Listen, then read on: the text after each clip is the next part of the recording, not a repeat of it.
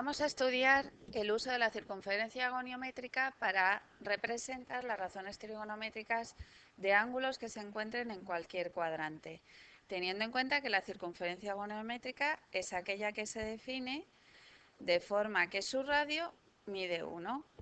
Hemos representado también dos ejes, el eje X y el eje Y. Evidentemente funcionan como siempre, es decir, este es el origen.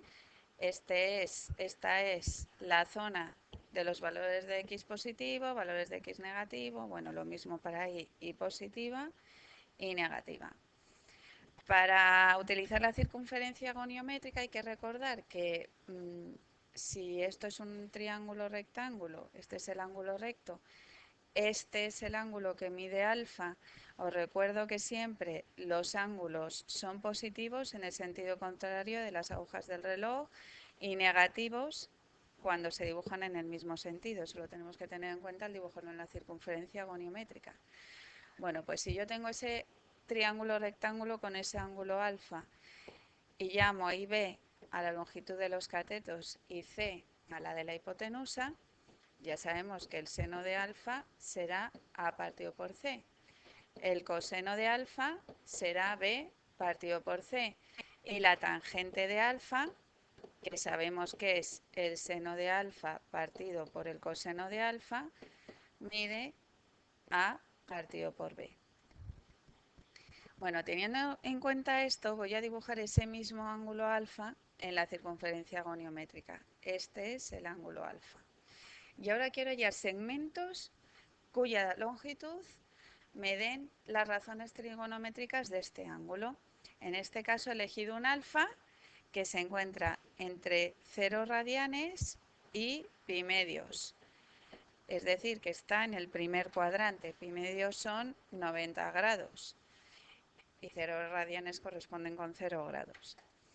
Bueno, pues si yo me fijo, bueno, lógicamente, teniendo en cuenta lo que hemos hecho de la circunferencia goniométrica, por un lado este segmento va a medir 1 y por otro lado este otro segmento también mide 1 porque coincide con el radio de la circunferencia.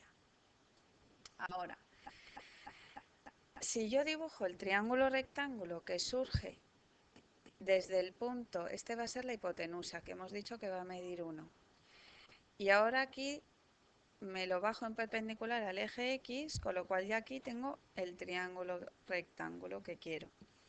Si yo esto lo llamo X, es lo que mide este cateto, e Y es lo que mide el otro cateto, si lo comparo con el dibujo anterior, me quedaría que el seno de alfa es X partido por 1, es decir, vale X, con lo cual he conseguido un segmento cuya longitud sea exactamente la del seno de alfa. Es decir, yo puedo decir que esto es el seno de alfa.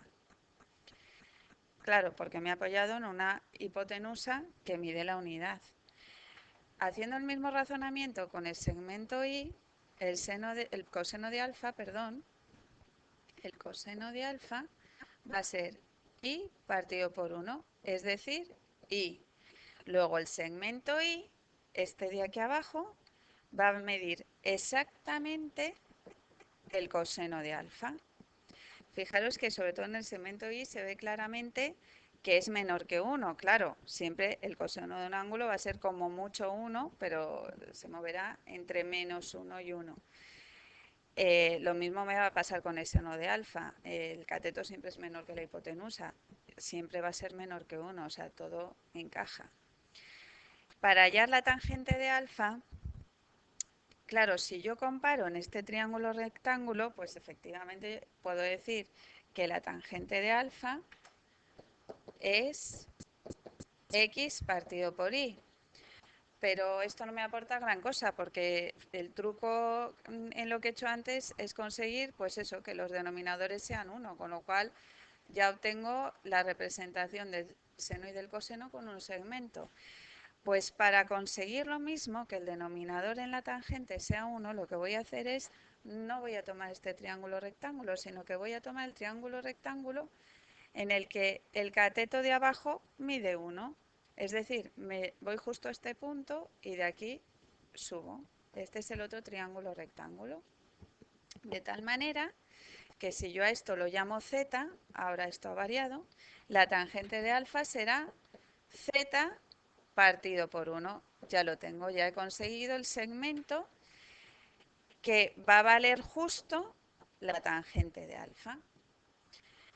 Lógicamente la tangente de un ángulo sí puede ser mayor que 1.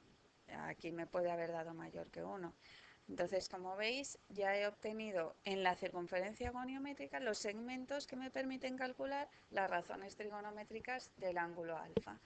¿Qué pasa cuando alfa mide 0 grados? Si yo alfa lo voy acercando al eje X, es claro que se ve que su coseno va a medir 1 y su seno va a medir 0. Y si el ángulo es pi medios, es decir, me lo llevo hasta aquí, este ángulo, 90 grados, veo claramente que el coseno de pi medios es 0 y en cambio el seno es 1. Fijaros que en todos estos ángulos los segmentos me quedan en el primer cuadrante, entonces me quedan en la parte positiva tanto del eje X como del eje Y. Las razones trigonométricas de todos los ángulos que se encuentran en este cuadrante son positivas. Eso ya lo sabíamos, pero aquí efectivamente me sale. Con esto hemos analizado cómo usamos la circunferencia goniométrica con los ángulos del primer cuadrante. En el siguiente vídeo podremos analizar lo mismo, nos basamos en estos mismos razonamientos para analizar las razones trigonométricas de los ángulos que se encuentran en el segundo cuadrante. Hasta luego.